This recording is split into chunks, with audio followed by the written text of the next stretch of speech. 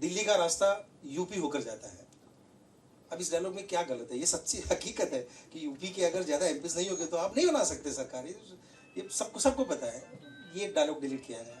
एक मन की बात कहूँ, ये डायलॉग था तो सबको लग रहा था कि मैं किसी एक पर्टिकुलर पॉलिटिशियन को, मोदी साहब को मैं क्रिटिसाइज़ कर रहा हूँ। अगर वो कर भी रहा हूँ तो मेरा हक है, मेरा अधिकार है, इस देश के नागरिक के तौर पे मुझे दिया हुआ है। मेरे पास फ्रीडम ऑफ एक्सप्रेशन है, मेरे संविधान ने दिया है। लेकिन उसको बहुत अलग तरीके से लिया है। वो जिस तरह से वो ले रहे थे, कॉन्टेक्स्ट में फिल्म को देखना चाहिए उस तरह से। As per as law 1952 cinematography act, किसी भी फिल्म को कॉन्टेक्स्ट में देखना चाहिए, बिट एंड पीस में नहीं देखना चाहिए। पर शायद इनको आदत पड़ गई है बिट एंड पीस में देखने की, तो उसकी वजह से काफ़ी प्रॉब्लम क्रिएट की। 6 महीना लेट हो गई फिल्म। ये फिल्म 2016 के एंड में खत्म हो गई थी, इन्होंने 6-7 महीने लगाए मुझे सर्टिफिकेट देने के लिए।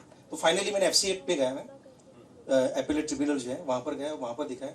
वहाँ भी एक बहुत अलग तरीके का एक्सपीरियंस मुझे वहाँ पर भी 3-4 डायलॉग उन्होंने कटवाए, क्योंकि उनको बहुत टेंशन होता था कि यार ये क्या होगा क्या ना होगा। और एक मिनट्स बनाइए, बहुत ही अलग तरीके से इस फिल्म को ट्रीट किया गया है। मैं नटशेल में अगर कहना चाहूँगा तो बहुत डिस्क्रिमिनेशन किया गया है इस फिल्म के साथ में। जिस तरह से ओवरऑल कॉन्टेक्स्ट में किसी को फिल्म को देखना चाहिए उस तरह से देखा नहीं, और मैं नहीं जानता हूँ कि ऐसा उन्होंने ये क्यों किया है।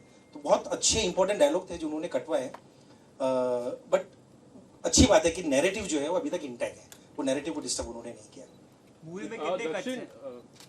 मूवी में कितने कट्स हैं?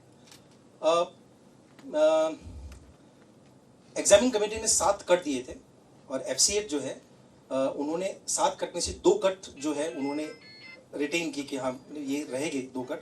बाकी के जो 5 कट थे वो 5 कट उन्होंने 5 कट से उन्होंने रूल आउट कर दिए थे।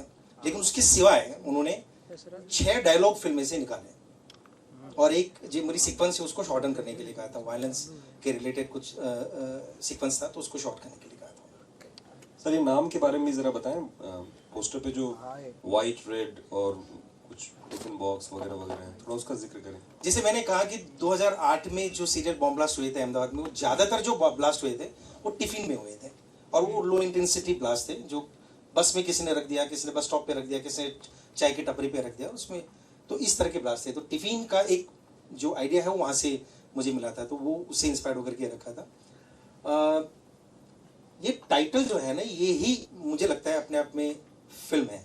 यानी ये सिर्फ मतलब ये समीर जो है वो जिशान का कैरेक्टर है, और टाइटल जो है, टाइटल का जो डिजाइनिंग है वो बहुत थॉटफुली किया गया है। वो एक बार आप फिल्म देखेंगे तो आपको रियलाइज होगा कि हाँ I think this is the perfect title for the film. उसका डिजाइनिंग भी बिल्कुल सही है।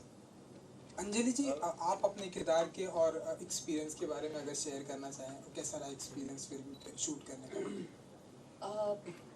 इस फिल्म से जुड़ना बहुत सरप्राइजिंग था मेरे लिए। मुझे याद है तब मैं लद्दाख में थी, और जो मेरा 2 साल में ईयरली रिचुअल जो रहता है, मैं जब गायब हो जाती हूँ पूरे इन चीज़ों से, तब मैं वहाँ थी और मुझे फ़ोन आया हमारे कास्टिंग डायरेक्टर का, और उन्होंने कहा कि मैंने सोचा कि यार यहाँ इतनी दूर तक अगर किसी ने कोशिश की है पहुँचने की, तो then I got the script, I read the script. Zeeshan da, Subrata और हमारी NSD रियूनियन एक हो रहा था, और NSD फैमिली बहुत बड़ी है हमारी, तो एक अच्छा मौका था सब हमारे सीनियर्स के साथ, और जो एक्टर्स जो बहुत अच्छा काम कर रहे हैं और हमारे ड्रामा स्कूल से, हमारे मदर इंस्टीट्यूट से बाहर आए हैं, उन सब के साथ कोलैबोरेट करने का ये एक अच्छा मौका था। To be very honest, of course मैं थोड़ी सी डरी थी, एप्रीहेंशन होता है as an actor, as an artist.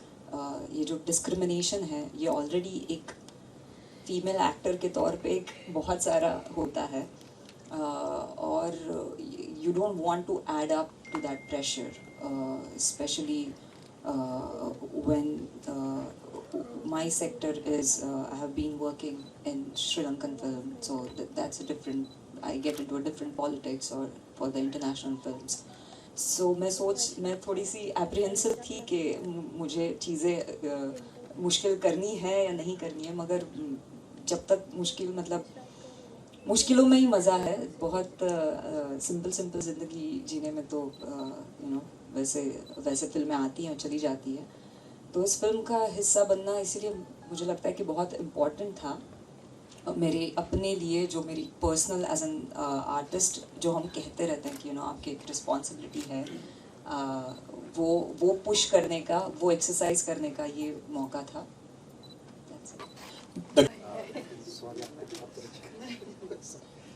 ज़्यादा चैलेंजेस का सामना करना पड़ा था। अब मैं मानता हूँ फिक्शन में बनाना बहुत बड़ा चैलेंज है, और काफ़ी मतलब मैं 200-300 लोगों के साथ मिलकर, डॉक्यूमेंट्री क्या है कि आप बहुत कोर ग्रुप के साथ आप बना सकते हैं, और उसमें जो क्रिटिकल जो प्रोसेस है वो बहुत इंपॉर्टेंट होती है डॉक्यूमेंट्री के लिए। ऑफ कोर्स फिक्शन फिल्में में भी होता है, लेकिन फिक्शन फिल्म जो है वो बहुत सारे लोगों को मिलकर बनाई जाती है, तो आई थिंक बहुत अलग चीज़ है। ऑफ कोर्स मैं जिस तरह शूट करता हूँ, मटेरियल तैयार हो जाता है, पूरा का पूरा सब टाइमलाइन पे आ जाता है, उसके बाद जो है उसकी थॉट प्रोसेस शुरू होती है कि इसको कैसे बनाया जाए। तो उसका क्राफ्ट पहले शुरू नहीं होता, उसका क्राफ्ट बाद में शुरू होता है। Because I train with one of the best documentary film maker of India, Rakesh Sharma.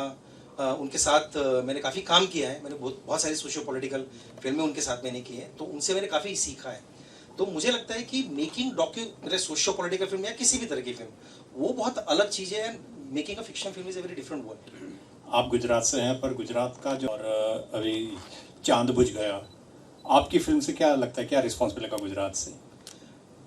या देखिए, फिल्म जो है ना वो डेफिनेटली सीधी सादी फिल्म तो नहीं है, नहीं, क्रिटिकल है, और ऑडियंस का रिएक्शन मुझे लगता है अच्छा ही होगा। बाकी के लोग क्या रिएक्ट करेंगे वो थोड़ा अनसर्टेन है, मतलब जहाँ से आप मैं समझ रहा हूँ आप क्या कहना चाह रहे हैं, लेकिन बाकी की जो दुनिया है वो क्या रिएक्ट करेगी वो मुझे पता नहीं, और हमारे कंट्रोल में भी नहीं है। हमने हमारा काम किया। देखिए, मैंने जिससे बताया कि जब तक आप किसी कला को लेकर चल रहे हैं, जब तक आप बोलोगे नहीं, तब तक वो कला भी अपने आप में ग्रो नहीं करेगी। तो मुझे लग रहा है कि जैसे ईशा ने कहा कि हमने बोल दिया है, होपफुली आप सब सुनेंगे भी वो फिल्म के बाद में। अभी कितने हद तक सुनना है और कहाँ तक सुनेंगे ये लोगों पे डिपेंड है, और ये पूरी जो सिस्टम उस सिस्टम पे डिपेंड है। मेरा सवाल सीमा जी और सुब्रत के लिए, अपने रोल्स के बारे में बताइए। नहीं सीनियर नहीं बोलना। Okay, sorry. So total script ही मुझे बहुत स्ट्रांग लगी और अच्छी लगी है। मतलब बहुत डिटेल में, विस्तार में मैं बोलूँगी नहीं कहानी। मैं चाहूँगी एक ऑडियंस ये फिल्म देखे। बहुत ही थॉटफुल, मीनिंगफुल है, और कैरेक्टर भी उस तरह से ऐसा नहीं कह सकती कि मैं चैलेंजिंग बहुत है और ऐसा कभी नहीं किया। बट होता है ना, भले रेपिटेटिव लगे, बट रेपिटेटिव नहीं है, बट होता है ना, थॉट है उसमें, उस कैरेक्टर में वजन है, और उसमें मुझे लगता है कि टोटल मैं जैसे सिलेक्ट करती हूँ छोटा, मोस्टली एक्सेप्ट बैंडिट क्वीन या खामोशी या विवाह, बहुत लिमिटेड फिल्म है जिसमें बड़ा रोल, जनरली छोटा छोटा रोल होता है, बट फिल्म मेरे लिए मायने रखता है कि अच्छी फिल्म अगर है और मुझे अगर अच्छी स्क्रिप्ट लगी तो रोल छोटा हो बड़ा हो, I feel like to be part of this film. So that way मैंने इस फिल्म में मैंने हिस्सा लिया है कि film itself is very strong. मुझे पहले विवेक ने फ़ोन किया, फिर आलोक ने फ़ोन किया कि दादा एक पिक्चर करनी है, बजट कम है, ऐसा ऐसा है। तो मैंने बोला मुझे इसलिए मुझे याद आया, तो बोला नहीं दादा एक बार मिल लो। तो फिर वीरेन था उसमें, दक्षिण सर थे, बट दक्षिण जी से मिलके मुझे जो उन्होंने जब मुझे डिस्क्राइब किया तब मुझे लगा कि एक तो वो खुद बहुत फेमस थिएटर डायरेक्टर हैं, ये शायद उन्होंने अभी तक बताया नहीं, काफ़ी प्लेस कर चुके हैं, कर भी रहे हैं। तो मुझे लगा कि एक तो theatre director, then gangs of NSD, gangs of Wasseypur का हिस्सा नहीं हुआ तो गैंग्स ऑफ एनएसडी का हिस्सा हो जाऊं तो इसलिए वो, और दूसरी बात जिस हिसाब से कैरेक्टर के, हर कैरेक्टर के प्रति उनका अप्रोच था वो बहुत ही इंटरेस्टिंग लगा। और ऐसे एटीएस चीफ का जो मैं कैरेक्टर निभाया वो पहले मैंने कभी किया नहीं था, और इन ए वेरी वेरी रियलिस्टिक वे।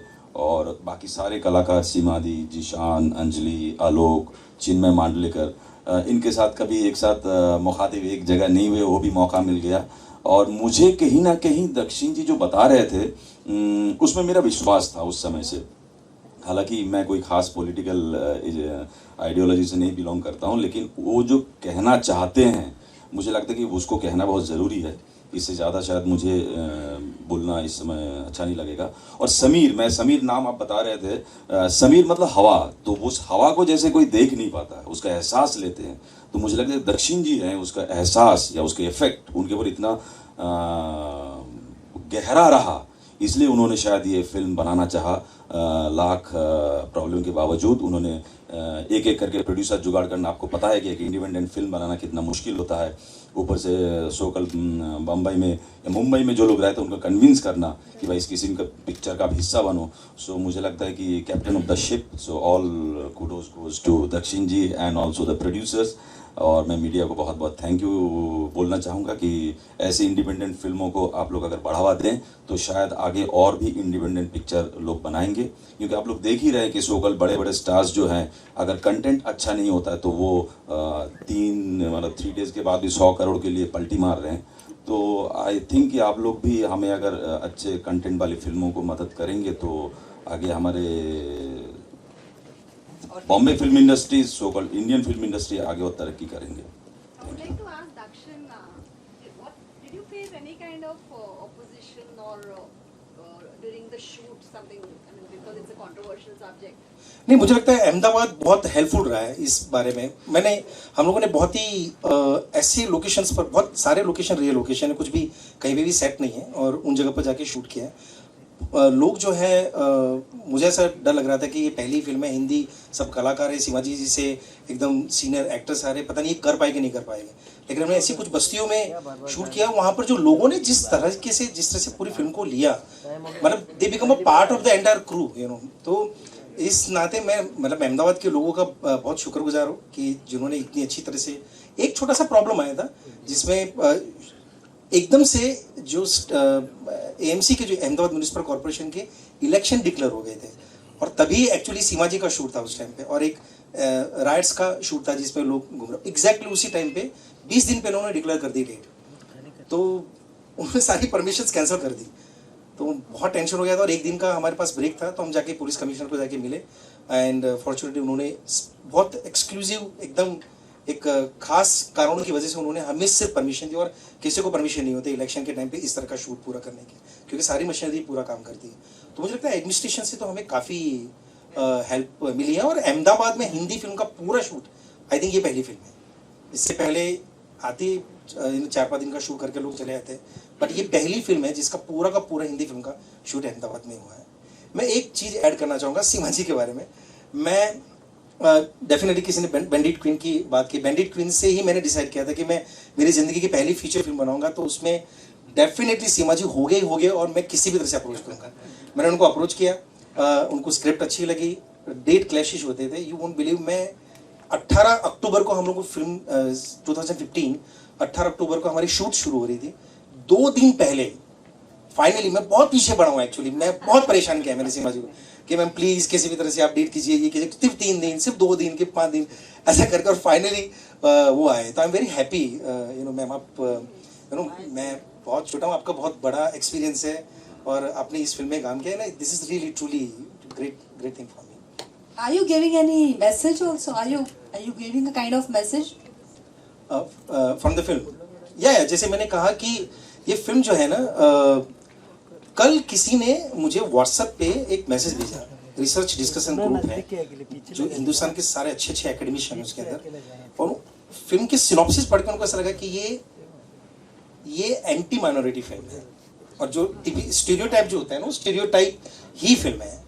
तो मैंने उनका सारा डिस्कशन देखा, फिर एंड में मैंने उनको लिखा कि देखिए, it's a good that you ना, आपने अभी से फिल्म के पोस्टर को देखकर, सिनॉप्सिस देखकर आपने एक क्रिटिकल प्रोसेस को शुरू किया। I am very happy because I am from that field, documentary से, और एक एक चीज़ को, एक एक फ्रेम को, एक एक शॉट को हम लोग देखते हैं उसके अंदर। मैं मानता हूँ कि ये फिल्म जो है ना, ये एक स्टीरियोटाइप जो हमारे दिमाग में क्रिएट किया गया है इतने सालों में, उसको बहुत ही स्ट्रांगली अपोज करती है, और उसको वो ब्रेक करेगी। जो भी ये फिल्म देखने के लिए जाएगा ना, उसको वो कम से कम 2 बार सोचेगा। अगर उसके सामने जब वो स्टीरियोटाइपिंग वापस से आता है, तो 2 बार सोचेगा कि नहीं यार, इसका अलग भी पर्सपेक्टिव हो सकता है इसका। तो आई थिंक बहुत स्ट्रॉन्ग मैसेज है फिल्म को लेकर के। इसके 8 ड्राफ्ट तैयार हुई, 8 और 9वां हमने शूट किया है। वो अलग हुआ है। Country that we are going through right now, or what are we talking about? Can you actually put it down? I think आपने मेरे आपके सवाल का आधा जवाब आपने दे दिया। मुझे लगता है पॉलिटिकली हम लोग इस वक्त मैं ये पर्सनली मानता हूँ, यानी this are my team, but मैं ये पर्सनली मानता हूँ कि politically we are very disturb country nowadays and wrong time, and in this wrong time I think right films, एक फिल्म जो है ठीक है, हम बहुत छोटे लोग हैं जिन्होंने ये फिल्म बनाई है, लेकिन मुझे लगता है कि ऐसी 100 से ज़्यादा फिल्में बननी चाहिए हिंदुस्तान में। It's the right time then actually. It is absolutely right time, और इसी टाइम में ही बननी चाहिए। अहमदाबाद के अंदर इसके सिवाय भी बहुत सारे, मतलब ये सिर्फ जैसे आपण अहमदाबाद में जानता हूँ, डाइवर्सिटी के बारे में पूरा जाना जाता है। ऑफ कोर्स अहमदाबाद बहुत डाइवर्स सिटी है, लेकिन उससे ज़्यादा कुछ और अहमदाबाद के बारे में आपको जानने को मिलेगा। Thank you. आजा पीछे आजा। सीमा जी का एक सोलो चाहिए, उनको मिला नहीं। आपका सोलो मेल पे नहीं। इंटरव्यू